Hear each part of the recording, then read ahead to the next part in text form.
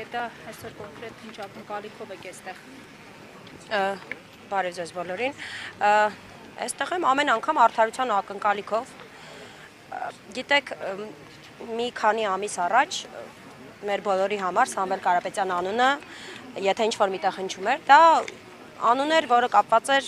համենայն դեպս իմ համար մարդու, որ հասարակական գործունեությամբ զբաղվում արդեն քանի տարի է, կապված էր բարի գործերի հետ։ Այդ մարդու անունը երբևիցե ուրիշ վատ բանով չի եղել։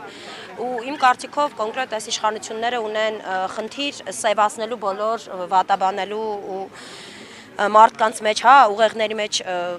մտցնելու, որ չկան լավ մարդիկ։ Բոլորը ինչ-որ մինուսներ ունեն և Սամվել Կարապետյանի մինուսը երևի փաստորեն մեր ձևով բառի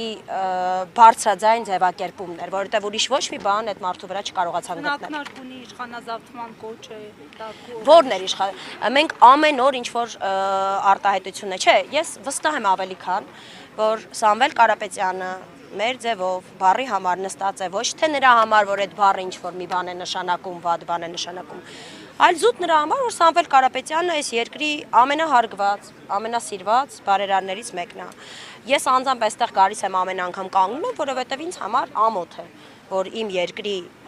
բարերարը, որ Հայաստանը ներկայացրել է, չգիտեմ, թեկուզ միջազգային հարթակներում, թեկուզ հենց միայն նրանով, որ ինքը կառուցող մարդ է այս երկրի համար եղել, ինքը այսօր դատարանի ներսում է, ես կարծում եմ բոլորիս պարտքն է ուղղակի դրսում կանգնել ու իր կողքին լինել։